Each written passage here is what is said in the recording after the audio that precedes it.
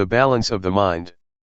You have to bear in mind that words or language have their limitations, they cannot express or convey all conditions of mind, but you can see for yourself what happens to your mind during the practice. We try to cultivate awareness of our body's movements. To do that we have to keep our minds in balance. If our minds turn outward, that is they are distracted by external conditions or overwhelmed by stimulated thoughts, we cannot have clear awareness. At the same time, if our minds turn too much inward, we are easily tense because we focus too much on trying to stop our thinking. This will not enable us to have clear awareness either. Turning too much outward or inward is not good for us, so we should try to keep our minds in balance, neither carried away by thoughts nor trying to stop thinking. When I was a young monk practicing with Luangpor Teean, I practiced in a small cottage with closed windows and closed door. Luangpor Teean came to see me. He stood outside my cottage and asked me from outside, "Can you see me?" I replied, "I cannot see you." "Why?" he asked. "Because I am in the cottage and you are outside," I replied. Luangpor Teean then asked, "How can you see me?" I replied, "I have to open the door so that I can see you." So, Luangpor Teean asked me to open the door. When I opened the door, he asked me to stand at the threshold and then asked me, "Can you see me?" I said, "Yes." "So, you can see outside of your cottage?" "Yes," I replied. He asked, "Can you see inside your cottage?" I said, "Yes." So, Luangpor Teean emphasized, you should practice like this that you can see both outside and inside, not to practice with the closed mind that you can not see anything but inside yourself. This is not a good practice. You should practice with a mind that can see outside and inside. This is what he taught me. Luangpor Teean's instruction will be fruitful if we do not only reflect it, but try to follow or bring it into practice. If we just speculate on he taught, it is useless. We have to bring it into practice and see for ourselves how it works. The point that Luangpor Teean emphasized is to keep our mind in the middle, not too much outward nor too much inward. The only way to do that is to feel, to stay on the basis of awareness. In order to have clear awareness, we have to keep our minds in balance, neither falling into distractions nor forcing our minds to concentrate, or putting much focus on any one point of the body. To be aware is to see, to notice the heat, to notice the cold, to notice pleasure, to notice pain, to be aware when our minds become high, and also to be aware when our minds become low, not to fall or be overwhelmed by each opposite of our mental states. Just let go of high and low, heat and cold, keep your mind unaffected by them. This is the middle way. This is the path that the Buddha described, the middle way. Those who force the mind to concentrate on the body's movement, or try to stop thinking are what he described as, trying to turn inward. That is, trying to stop thinking, or trying to force the mind to focus on a particular point of the body's movement. It is easy to get physical problems doing that, you may find it difficult to breathe or feel your chest tense. In this situation, it will be more fruitful to turn our minds outward, to our surroundings. For example, for anyone who has such symptoms, or is tense because of an overly inward-oriented mind, I would try to persuade that person to notice his or her surroundings. That is to turn their minds outward so that it will be in balance. In this case, outward orientation or outward attention is useful. It is not bad all the time, it can be useful, if we are to solve the problems of balancing our minds. A few years ago, there was a case in Thailand where a villager, who was very earnest in the practice, took his practice very seriously to the point of where his hands became so stiff, he could not move them. He did not show up for the morning chanting session which started around 4 o'clock, and I did not see him in the dining hall at breakfast time either. I wanted to see what happened, so I went to see him at his cottage after breakfast, and found him sitting with his hands stuck to his abdomen. Once he saw me, he asked for my help. He said that his hands had been stuck like that since 3 o'clock in the morning, and that it had already been 6 hours since he could not move. He said he asked for help, gave blessings to the sentient beings, but it did not help. I know that his mind was turned too far inward. So, I tried to speak with him to push his mind outward, to involve him in outward conversation. I had a conversation with him in order to let his mind out of that situation. I asked him, "How many children do you have?" He replied, 3. So I asked, "Do you miss your children?" He said, "Yes." "How are you planning to help your children when they grow up?" I asked. He started telling me his plan for helping his children. Unconsciously, his hands fell down, and he did not even realize it, still talking, replying to me. A few minutes later, he found that, oh, his hands fell down. It happened because his mind became interested in something outside, his mind became balanced, and the problem of his hands was solved by itself.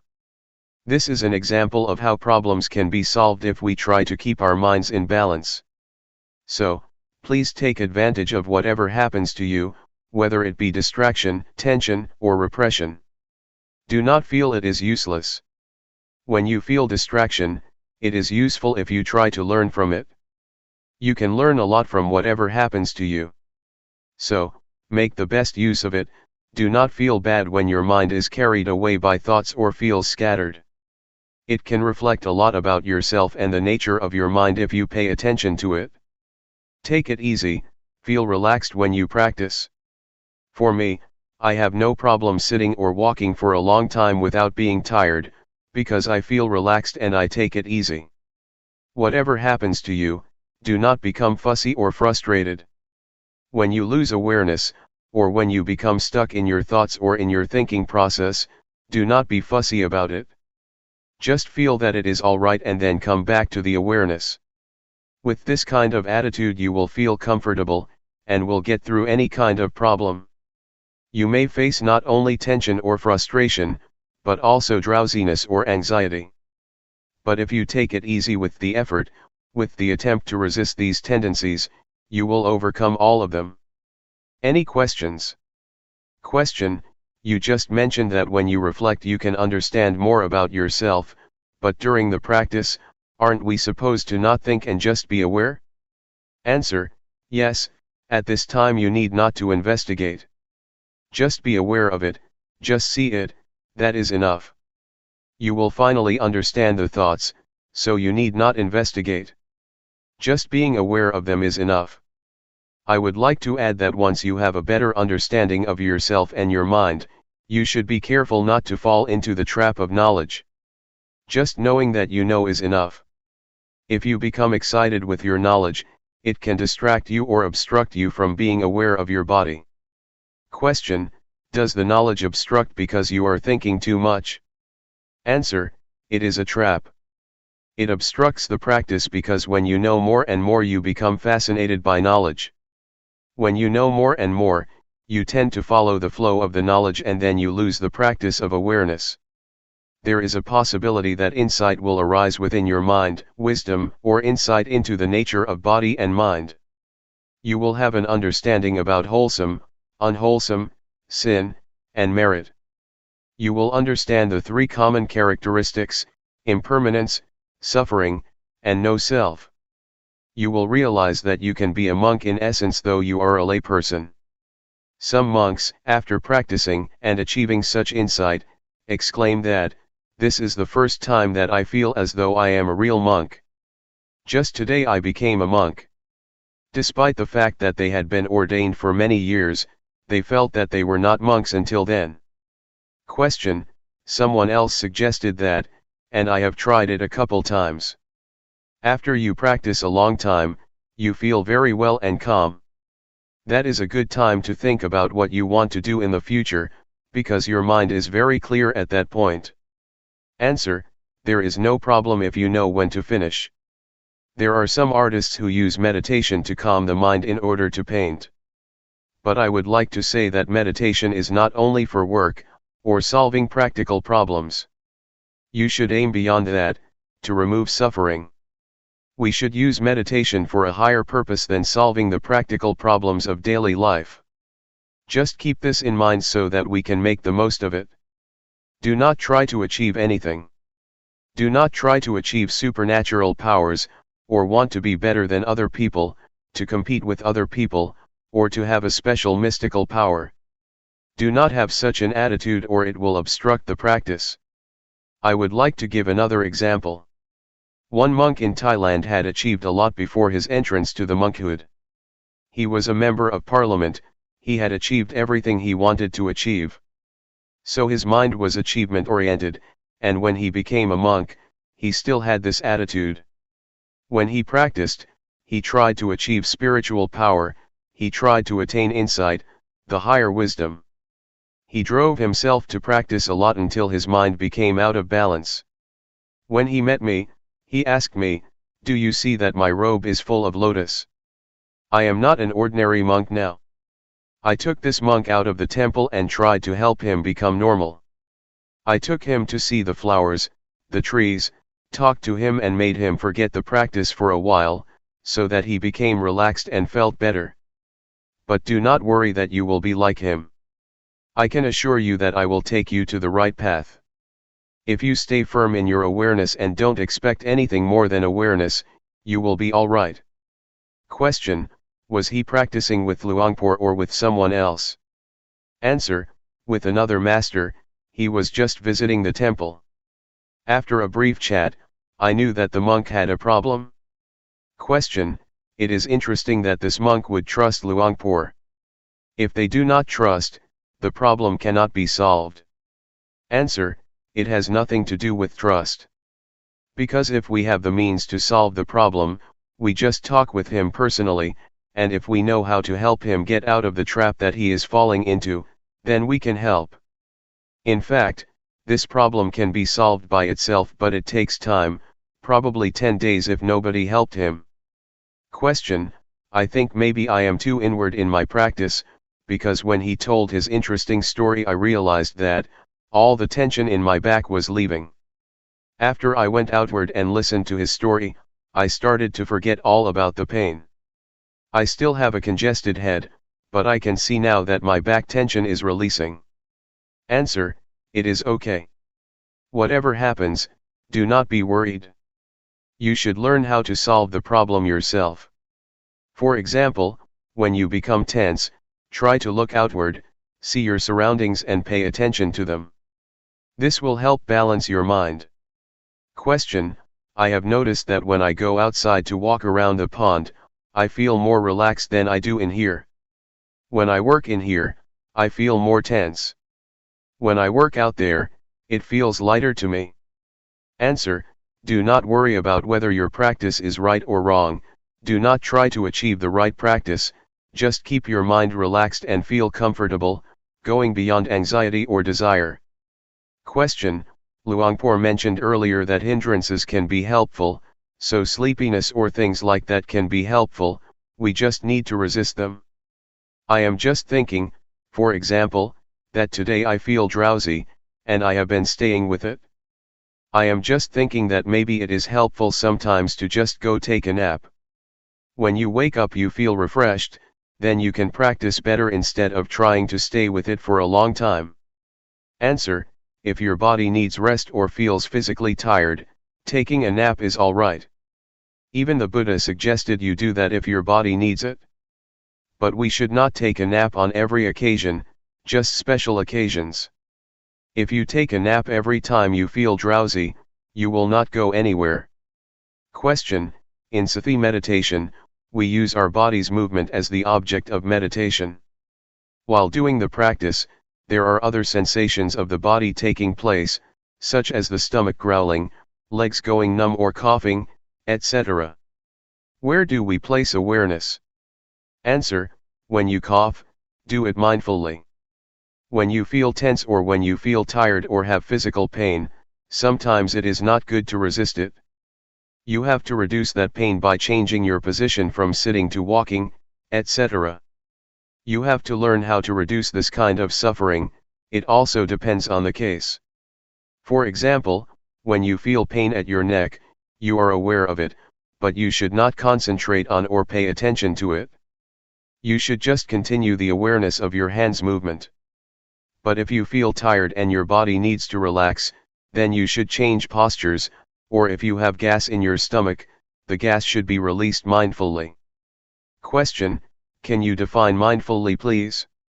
Answer: you are aware of it. Mindfulness and awareness are interchangeable. Practically speaking, they are the same, concomitant, twins. So, to be mindful is to be aware of that particular thing. Question: but when you talk about awareness, you are talking about your senses, right? What you feel, what you taste, what you hear, what you see, that is all part of awareness, right? Answer: yes. Knowing what you see and what you hear is awareness. But for the practice, you just pay attention to the object of meditation, like the body's movement. Once, while I was practicing sitting meditation, a big snake moved towards me and it seemed to me that it did not realize that I was in front of it. So, I tried to stop it and make it aware that there was a person in front of it. I threw a matchbox in front of it, and it raised its head once it realized that there was something in front of it. Once I knew it was a cobra, I tried to protect myself without fear, without nervousness or anxiety. Since at that moment, I knew I should not move hastily, I did it mindfully, grasping my robe to protect myself. I prevented the cobra from biting me. June 9, 1997. The Threefold Training. We have to study ourselves to gain a better understanding of ourselves, otherwise, we will become the victim of suffering. Suffering will become our master, and control our minds. If we know ourselves, we become our own masters and can live our lives accordingly. Within ourselves, there is both heaven and hell, merit and evil. Our mind can be the source of happiness or the source of suffering. Pleasure and pain are inside ourselves, as are all states of mind. If we know ourselves better, we will learn how to make our lives happy and free from suffering. There is no better way to understand ourselves, to work and see ourselves internally, than practicing meditation. But normally people are not much interested in meditation. Buddhadasa, a great monk in Thailand who passed away recently, once said that people tend to respect monks, but they never listen to them or put their teachings into practice. Mindfulness meditation is the shortcut to the heart of the nature of our minds and bodies. It will lead us straight to the core of reality, that is the body and mind. There is no way for us to gain a better understanding about mind than mindfulness meditation. Mindfulness helps us attain wisdom or insight into body and mind. It helps us to be clear and remove any doubts we may have about ourselves. During the practice, you may ask yourself, what am I doing? Why did I come here? What is the purpose of meditation? Will it work for me? Or you may ask yourself, is there heaven or hell? These are all questions that I asked myself 30 years ago when I was still a layman. When I met Luangpor Teean, my master, he persuaded me to practice with him. He said that, all of these questions will be answered if you practice with me. What we are doing here is trying to follow the path of the Buddha. The Buddha once said that all of us are subject to suffering. We have suffering in front of us. It has penetrated into the deepest core of our existence. Suffering dominates our lives, so we should be aware of it and try to find the way out of it. We come here to practice meditation in order to get rid of suffering. This method of practice enables us to see the reality of body and mind, to see how suffering is created.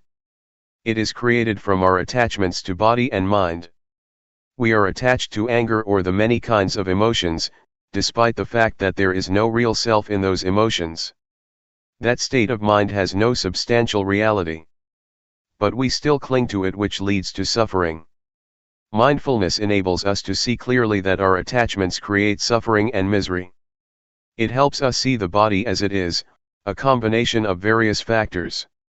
The fundamental elements that comprise the body are earth, fire, water, and wind. We can see clearly how these four fundamental elements make up the body. We can see clearly that the body is not self. There is no self in the body. It is just the combination of these four fundamental elements. Meditation will also enable us to see the nature and conditions of the body. All questions about the body will be solved, and we will not have any questions anymore about it. The same goes for the mind. We will understand the mind with mindfulness. There are thousands of different mental activities of the mind mentioned in the Tripitaka, or the Buddhist canon. These can be understood by us, if our mindfulness is developed enough. During your practice, a lot of thoughts arise in your mind and you may often be disturbed by them. Once you know yourself clearly, you will see that suffering is caused by your attachment to thoughts and emotions. When we hear a noise, we react to it, we are attached to it, and we make judgments about it. The noise is good, the noise is bad. Whatever we see, whatever we have contact with, we always react to it and make judgments, good or bad, pleasure or displeasure, satisfactory or dissatisfactory. We are not aware that we should not be attached to these objects because they have no self. It is just a thought, not the self, and we should not make it personal. There is no person in that thought, but because of our ignorance, we grasp it and take it to be a person or make it personal by attaching ourselves to it. Mindfulness meditation helps us to see, to go beyond convention. Conventions are not the ultimate reality. They are what we assume them to be. You assume that this is good, that this is bad. I am the monk, you are the layperson, this is Guanyin Bodhisattva, etc. We are attached to convention and this makes us suffer. If we see the ultimate reality, we will see and understand that convention is just what we agree upon together. With this insight, with this understanding of conventional reality, suffering has no basis of existence. Suffering exists because we are attached to conventional reality. Once we have insight into conventional reality, and understand that it is not the ultimate reality, suffering cannot be sustained. This is the ultimate insight that we can attain if we develop enough mindfulness. The practice covers the whole aspects of the training according to Buddhism. According to Buddhism, there are three aspects of the training we call the threefold training: training in higher morality, training in higher concentration, and training in higher wisdom. When you practice and develop awareness, the awareness will keep you moral, because if you have awareness, you will not be inclined or tempted to conduct evil. Awareness will enable you to be calm and have a peaceful mind. And, obviously, awareness will bring you to wisdom, to have insight into the nature of reality. You can see that whatever object we have contact with, there is no real self, no independent or substantial self that we can attach to. This will enable us to see reality as it is, to see how impermanent it is, to see how suffering it is, to see that there is not a self that we can attach ourselves to. Everything will be seen under this framework as being impermanent, suffering, and no self. We see what is subject to impermanence, what is subject to suffering, what is subject to no self. We let it be as it is. We are not attached to it. These are the insights that we can gain from the practice. With the insights I mentioned to you, our lives will not be harmful to either other people or to ourselves, because there will be no base for hatred, greed, or delusion to exist. We know that there is no permanent self for us to attach to, so we will feel free, we will feel independent because we have nothing to be worried about. I can assure you that this practice is the way to the noble path, to a noble being, to a noble life. It will lead to the truth that can be shared by everybody, realized by everybody. It cannot be deceived or distorted because it is already inherent in all of us. There is a saying in Thailand that morality will bring us happiness, a peaceful life, and enlightenment. The morality that I mentioned can be achieved by being mindful, by cultivating mindfulness, and it can be assured by the practice that I suggest and instruct you in. Anyway, what I teach is from experience. What I say now may repeat what I said before. It may not flow vertically or continuously, but it is the experience that comes from my heart and can be shared by anybody who practices. Enlightenment means there is no self to suffer, the self vanishes, so there is no base for suffering to exist. We do not need to act out of desire for enlightenment. We just practice, simply practice, and realization will come to us naturally because we carry out our actions. We make the cause and the outcome will take place independent of our desire. Enlightenment has to take place because we have created its cause. According to the law of causality, once we do this, that will happen whether you like it or not. So, you just practice. Action is called karma. If you do it this way, it will lead to the result which is independent of our desires. It just happens. Enlightenment that is not experienced by us is just convention, just a concept, even if you call it by other names, no suffering, or freedom. Anyway, the point is that we just try to reach the state of no self where there is no suffering. If there is self, suffering can happen. If there is no self, suffering cannot be sustained. It is not desire because enlightenment is already in ourselves, hell and heaven are already in ourselves, everything is in ourselves including enlightenment and the path. So it is not something out there to be desired or grasped. You need not think about it. You can realize it if you practice enough. For example, does anger last? No. Have you ever acted out of anger? Yes. When you get angry and you fight back, anger fades away and is replaced by sympathy or guilt. So, you can see that anger has vanished and was transformed into other kinds of emotions. The same also applies to suffering. In fact, it does not last long unless we attach ourselves to it. If we are not attached to suffering, it will dissipate. This can happen if we have insight. Whatever we encounter, we will understand that it is impermanent, unsatisfactory, and no self.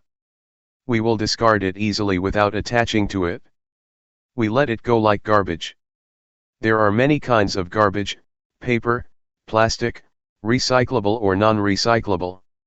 We throw the garbage out according to its category. The same applies to whatever experiences we have. Once we make contact with any kind of object, we let it go. We discard it according to its nature: this is impermanent, this is suffering, or this is no self. All experiences can be perceived into three characteristics, and we just let them go according to their nature. If we live our lives this way, our lives become holy, pure, clean, and free from defilement. It is as if nothing can make us impure. This holy life will make everyone a monk. Everybody here can be a monk. It is a state of mind, a state of pure holy life. In the Buddha's time, there were many established lay people that could be called monks or a noble one, because they were free from suffering. All teachings of the Buddha are centered on these three: impermanent, unsatisfactory, and no self. In the first sermon of the Buddha, he asked the 5 ascetics who would become the first group of noble beings, "Is there anything permanent?" They replied, "No, everything is impermanent." Buddha asked, "What is impermanent is suffering, isn't it?" They replied, "Yes, what is impermanent is suffering, or the causes of suffering." So, whatever is subject to suffering is without self, isn't it? He asked. "Yes," they replied. So, once the 5 ascetics understood that everything is no self, they were enlightened. So, this is the key teaching of the Buddha, the 3 common characteristics. Very few people teach this doctrine. It was fortunate for me that Luangpor Teean taught me about this reality. Cyclic existence is in the present moment, it happens in this life, it is not the bardo or the next life. Our present life is governed by the cyclic existence. Take the smoker for instance. The cyclic existence is composed of 3 factors: defilement, action, or conduct, and consequence or result. The smoker has a desire to smoke, and once they smoke there is addiction, and addiction leads to desire to smoke more, and it becomes a cycle: desire, smoke, addiction, desire, smoke, addiction. This is the cyclic existence. This cycle can be broken if the smoker rejects or abandons this habit. No smoke, no addiction, no desire. This finally leads to enlightenment. Once the cycle is broken, nibbana can be realized. Because there is no desire, no action arises. Once there is no action, no desire, and no addiction take place, everything becomes normal, becomes cool. Nibbana is the state of coolness. June 10, 1997. Seeing the mind. We are now following in the footsteps of the Buddha. What we are doing now is practicing what the Buddha instructed us in, that is training ourselves to be aware of body, feeling, thoughts, and mind objects. But we should learn how to do it properly, otherwise we may suffer because of the feelings, thoughts, or mind objects that arise. Our practice may be delayed or obstructed by a lot of things, such as thoughts. In fact, what we should do is just be aware of them, but sometimes we act upon them, and thus another kind of thoughts arises. It is a kind of dual or two layers of thoughts. We act upon creating more thoughts. It is not the primary thoughts that create suffering for us, but the secondary thoughts. This reaction or response to thoughts makes us unhappy and will delay our practice. So, please avoid reacting to thoughts, just be aware of them, and then let them go. In Thai, meditation practice is called Hapathibat. Hapatha means to return. What we are doing now is returning, bringing our minds back home. We tend to be driven by emotions, thoughts, feelings, and elemental conditions. They drive our minds away from home. So, we have to bring our minds back home. This means we have to resist, to go against the stream of habit, go against the stream of thoughts or emotions. Normally, we tend to follow our thoughts, but now we try to resist them, to go against habit, and return to awareness. Awareness is our home. We have to turn our minds back to awareness, to bring our minds back home. Awareness is the point of reference. It is like a pillar that we have to grasp firmly, in order to return and not be driven by any kind of mental conditions. Mindfulness meditation covers two kinds of meditation, namely, calmness meditation and insight meditation. The point is to be aware of the body and to be aware of the mind, to be aware of feelings, thoughts, and mind objects. It does not mean that you have to stop your thoughts, just see them, simply know them. When you think or when thoughts arise, just be aware of them, whenever thoughts arise, just be aware of them, no matter how often they arise. It does not matter if you have a lot of thoughts, but the point is that once one arises you are aware of it. If you have 100 thoughts, you should be aware of all 100 of them. It is not how rarely or how frequently you think, but how often you can be aware. This is what we call self-awareness, to be aware of our own thoughts. This is what Luangpor Teean emphasized. Do not be worried if you have a lot of thoughts. What you should do is be aware of whatever or whenever thoughts arise, that is all. That is the practice. If we want to attain calmness or peace, we may try to stop our thoughts or stop the thinking process. This will lead us to the calmness meditation. It will bring us only calmness and peace to our mind. This practice is like putting a stone on top of grass. The grass cannot grow. But once you move the stone, the grass will grow again. So, this kind of calmness meditation is beneficial only when you practice it. When you stop practicing it, your mind will be the same as before. So, we are not going to do that. What we are going to do is not to stop thinking but to be aware of it, to be familiar with our thoughts. The more we are aware of our thoughts, the more we are familiar with them. We will be so familiar with them that we can point our finger at them, and tell them that we will not be their victims again. We will not follow them again. This is what we are trying to do, to understand our thoughts clearly and directly, knowing that they are only the concocted or compounded beings that deceive us. But once we know this clearly, they cannot deceive us anymore, and we become their masters. We will understand that thoughts are not self, they are just the result of the concocting mind. Many practitioners or meditators may at one point be overwhelmed by various kinds of thoughts. It is like an army of thoughts is bombarding your mind. You may encounter this experience. You may feel bad, but if you keep being aware of whatever thoughts that arise, at a certain point you will suddenly become face to face with the thought. You will see clearly that it is not self, that it is not yours. The thought is there, but we do not make it personal anymore. It is not me and mine, it is not my thought, the thought is not me, it is out there, and we are not going to identify with it anymore. At that point, the thought will have no foundation to stand on to exist. It will vanish, it will dissolve.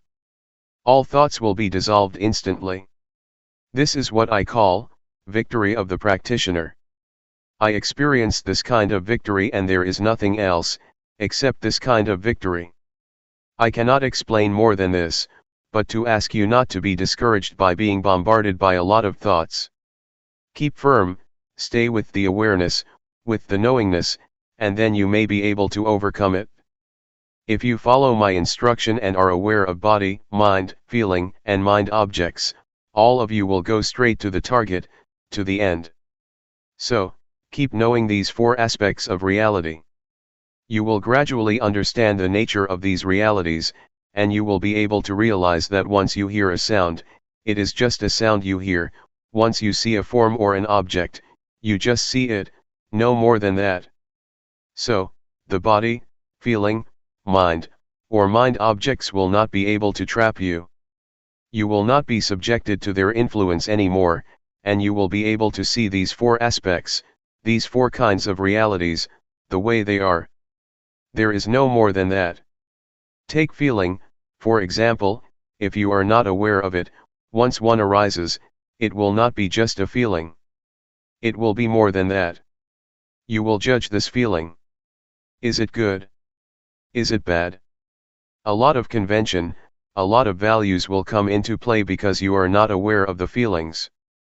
This is good, this is bad, this is desirable, this is undesirable. So, many kinds of values and judgments come into play, and there will be no end.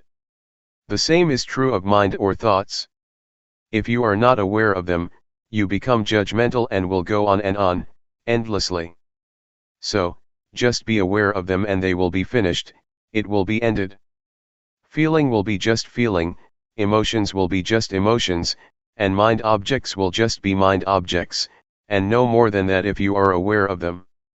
So stay firm, stay only with awareness, and do not push yourself too hard.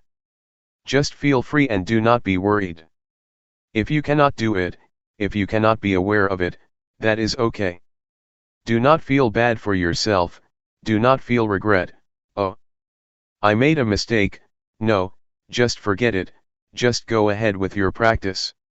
Eventually you will realize the truth through awareness. With awareness the truth will reveal itself. The truth of feeling, the truth of mind, the truth of mind objects, and the truth of body will reveal themselves without your memorizing from texts. These truths cannot be memorized, but it is in your capacity to realize them. From my personal interview, all of you have already experienced what is in yourselves. You did not experience something in your imagination. What you explained to me during the past few days is what you have experienced. It is inside yourselves, it is useful. Do not discard it. If you know how to see it properly, it may not be mindfulness that you wish for, but it is still useful for you to use it, for you to understand it. So, just try to learn from it, and it will give you insight or wisdom. What we have experienced so far is not beyond the realm of body and mind. This is the physical body, and feelings, thoughts, and mind objects are in the realm of the mind. So you did not experience something out there. It is already in your body and mind. Try to make use of it skillfully. Luangpor Teean told me that the training of the mind is to see the mind, To look into it, not to seek for calmness of mind. Just see it, just be aware of it, and you will have proper mental training. Since your experience is not beyond body and mind, you do not experience something out there. You experience what is already in yourselves. So, just feel free, feel relaxed and know that you have done nothing wrong. But if you see the image of hell or heaven out there, if you smell odor out there, if you see a vision of angels or a deity out there, you are traversing the wrong path. Please come back. Just try to see, be aware of what is already in your body and mind. That is all. Do not look beyond that. What you have already done may be called meditation, observing the precepts, or earning merit. The meditation you practiced has already covered what I just mentioned. When you practice meditation here, your mind becomes normal, that is sila, or morality. It means normal, normal in conduct, normal in deeds. If you feel calm and peaceful, that is wholesomeness, or husala.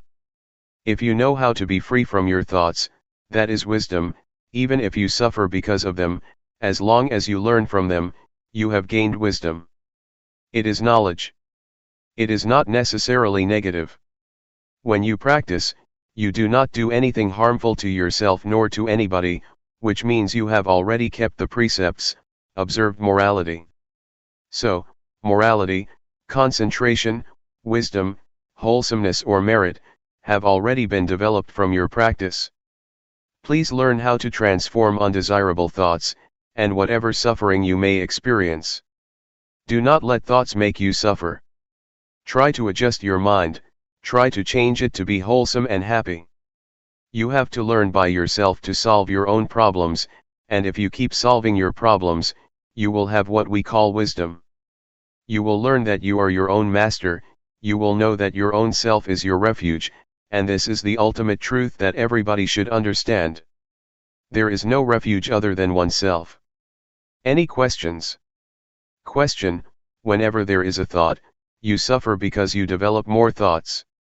Thoughts that stem from intentional thoughts are okay, I think. For example, if during the practice, you have a thought and know that you cannot improve yourself based on it, then you come up with something of how you want to improve it. Answer: yes, if it is a skillful thought, it will lead to wisdom.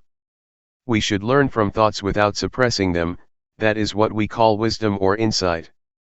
Wisdom can be obtained when body and mind are free of disturbance. Now, we are already here, and our bodies are far away from annoyance or disturbance. If our minds still think about this and that all the time, about sensual pleasure, about sensual happiness, the Buddha compared this situation to a log that is on the shore but is still wet. You cannot make fire with this wood.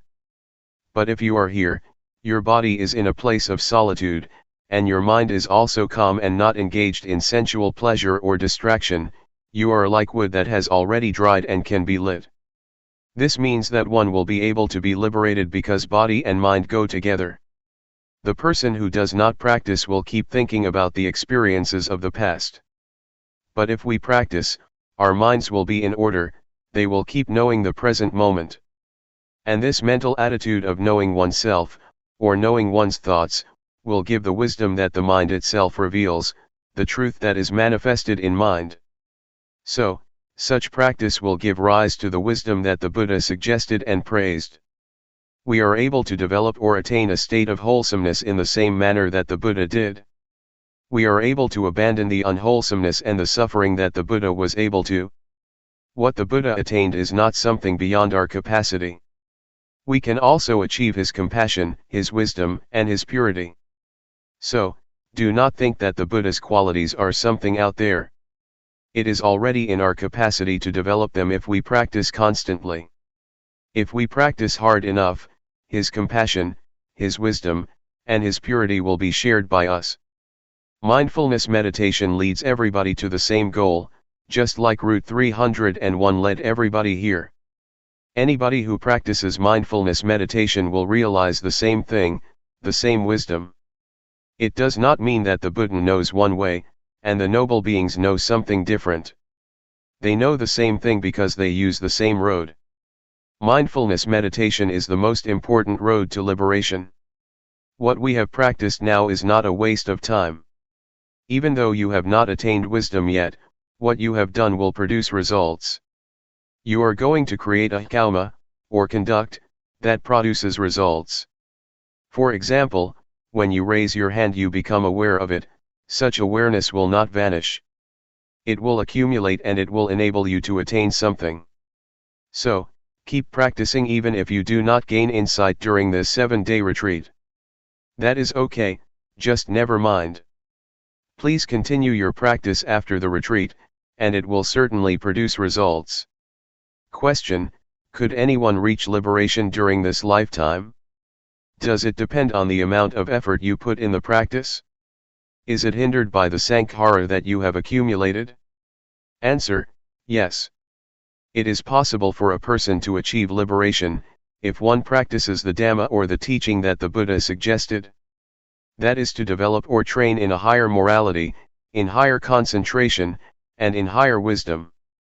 We are capable of reaching that point. It is not necessarily obstructed or hindered by past actions. If we practice in the present life, we are able to liberate ourselves. I would like to ask you, is there tomorrow? The teaching of the Buddha is full of marvelous characteristics. It is what the Buddha practiced by himself, and it is beyond time. It can produce results beyond the limitations of time. It is what one can realize by oneself, and it can be achieved by anybody with no limitation, and only the practitioner will realize it. You cannot practice it for other people. This is what the Buddha said. There is tomorrow, but we do not know what the chances are for tomorrow, and we cannot do anything about tomorrow. What we can do is today. The past, or yesterday, is already gone and we cannot do anything for the past. What we did in the past is already in the past, we cannot do anything else now. So only today can we do something. Please try to make an effort to improve today. Do not pay much attention to tomorrow or to yesterday. Question: can we teach what we have learned to other people? Answer: we teach and we share what we already have. If we are compassionate enough, we teach compassion. If we are kind enough, we teach kindness. So you share what you have already attained or teach it to other people. There are many things that we may not have achieved yet, but we are able to do that. For example, we may not have read a book but we can still give it to other people. It is like food that we do not eat but share with other people. We do not benefit from it, but we can give the benefit to other people. We just try to help as much as we can. If we find children in trouble, we should try to help them as much as we can. There are many levels of Dhamma. If you live your life according to the moral precepts, you do not harm anybody, you do not kill, you observe the 5 precepts, you have already attained some level of Dhamma. So you can teach if you behave properly. But for the higher levels of Dhamma, one has to attain some level of insight in order to teach other people, but in reality nobody can teach anyone, we can only teach ourselves. Question: I have a question on seeing thoughts. Over the years, I have been practicing, worrying over the quality of thoughts. Thoughts can be strong and there may be many thoughts coming. I am wondering, if, over time, as I keep practicing, will the nature of my thoughts change so they are not as strong, not as quick, or will you just see the thoughts and they will improve? Answer: yes. The unintentional thoughts or undesirable thoughts that cause suffering will change. Their nature will change if you keep looking at them, and at the same time you may be more adept at looking and seeing. Your capacity to look and the nature of thoughts will both change, and your unintentional thoughts will improve. Everything is subject to change, even hatred, greed, and delusion will change if there are sufficient factors to produce the change. It is the law of nature that everything is subject to change, because everything depends on various factors. Luangpor Teean once made an analogy of the state of enlightened mind. An enlightened mind will not hold on to or attach to sensual pleasure, or anything that causes suffering. You just let it pass, let go of it. But if you are an ordinary person, you just grasp this greed, hatred, or sensual pleasure. Even if this is the anger which causes suffering, we still grasp it, and we enjoy it, enjoy getting angry. So, this is the mind of general people who never practice, they cling to happiness and suffering. People do not turn away from suffering, they cling to it and do not let it go. I ran a summer camp. The small novices had a quarrel and wanted to fight with each other. I tried to keep them from kicking and striking each other, but they still wanted to punch each other. They wanted to preserve the anger, they clung to it and would not let it go. So, this is the state of ordinary minds, of ordinary people. When the eyes of the enlightened one make contact with a form, a visual object, to see is just to see, there is no clinging to the form or to the visual object, it just falls down and suffering cannot exist. There is no attachment to the eyes or to the mind. But for ordinary minds, once the contact has been made, they cling to the noise, to the object, and cannot let them go. In fact, Luangpor Teean compares it to clay. If you throw it at a wall and it sticks, it is like an ordinary mind, you cannot let it go. You just think about it over and over, and you become happy or suffer. But for the enlightened mind, it is like dried soil, you throw it and it never sticks to the wall but just falls down. You just see it but nothing happens. Question: is appreciation of beauty a judgment? Answer: that this is beautiful or this is ugly is just convention. The mind of the enlightened one is like the leaf of the lotus that cannot be stained by water, not even a drop. The enlightened beings live in the world but cannot be stained or polluted by the world. They do not cling to the world. They are beyond the world, but they live in the world. The lotus grows out of the dirty mud, but it will never be polluted or stained by the mud. It is very beautiful. This is the mind of the enlightened one. Question: why is happiness a suffering? Is it because it is unstable? Answer: if it is general happiness, it is suffering because it is subject to change. It is just convention. But supreme happiness, liberation, or enlightenment, is different. No happiness is greater than enlightenment. June 12, 1997. Foundations of Mindfulness. Please pay attention. We have been following the instructions that the Buddha gave in the sutta called Satipatthana, or the sutta about the four foundations of mindfulness, which covers all human activities.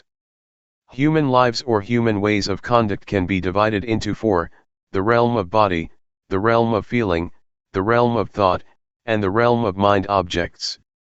There are a lot of details concerning these four aspects of a human being.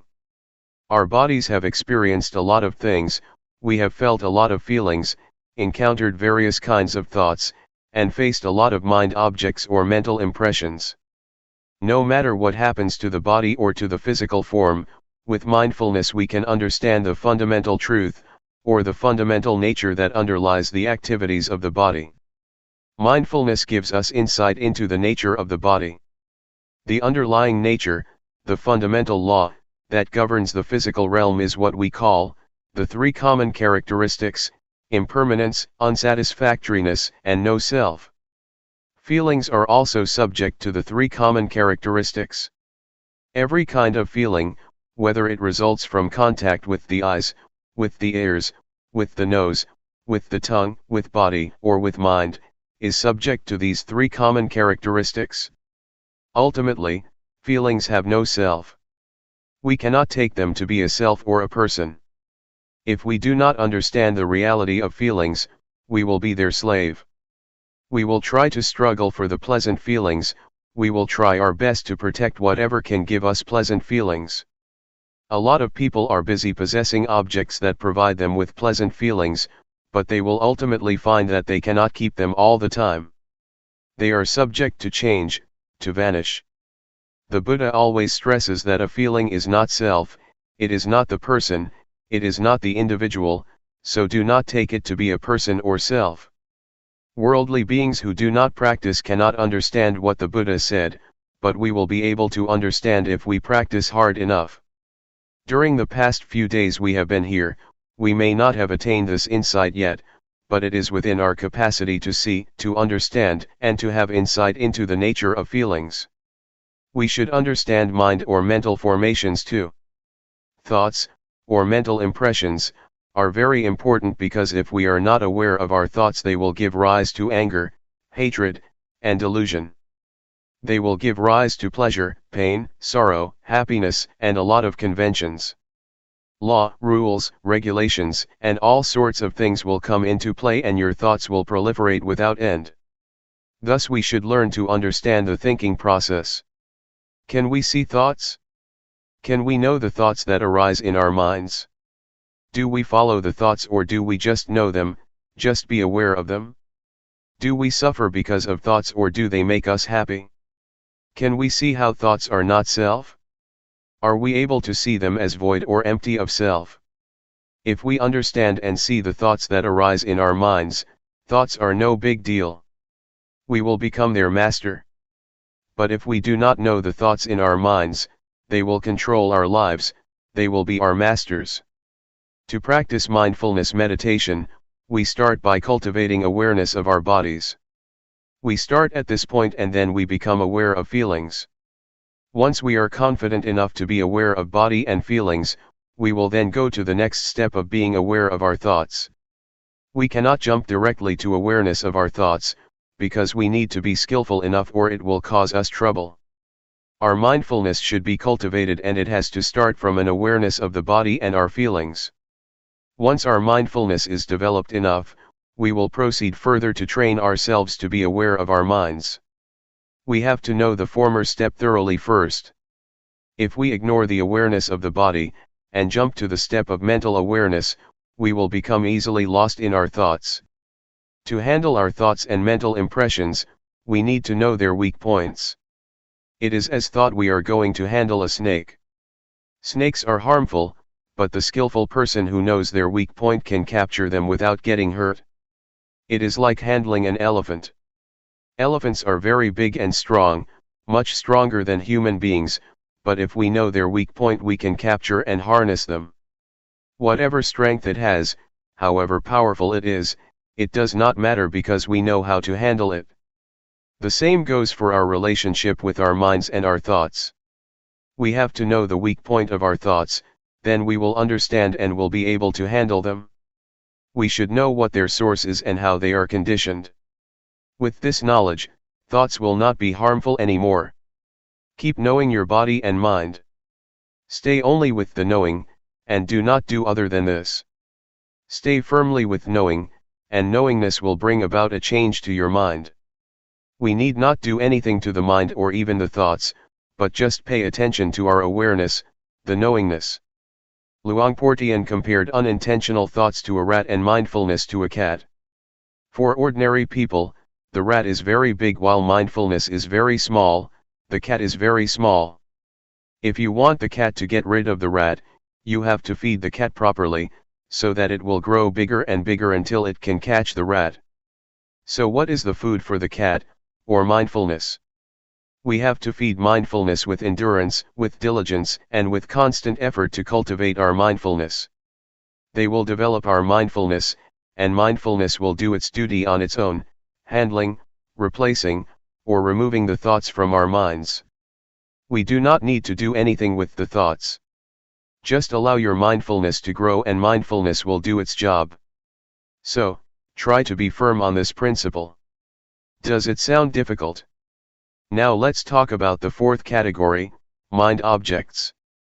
There are two kinds of mind objects. One belongs to the realm of wholesomeness, and the other, unwholesomeness. Wholesomeness will enable us to be skillful, to be wise, and to be intelligent. It keeps our minds normal, stable, and unmoved by pleasure or pain. The unwholesomeness mind object, the second kind of mind object, always brings trouble to us. It creates a lot of suffering, and it turns one's mind to hell, to be animal-like, or to be a ghost. So, this is what we should be aware of. If we understand these four aspects of reality, body, feeling, thoughts, and mind objects, we have already covered all aspects of a human being, and our study is completed. So try to be familiar with these four realms of our lives, and learn to cultivate awareness of body and mind, of thought and of mind objects. Once we finish such study, our minds will become the noble life, the life that is harmful neither to ourselves nor to other people. It is called noble. Noble means harmless. Do not become stuck in doubt, in uncertainty. I can assure you that all kinds of sufferings, defilement, and unwholesomeness, are born out of our ignorance of the nature of body and mind, and strengthened by it.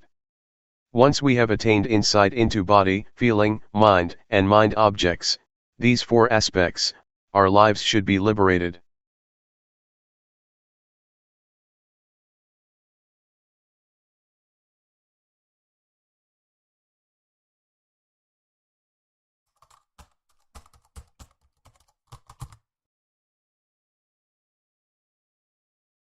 May all beings be at ease, whatever living beings there may be,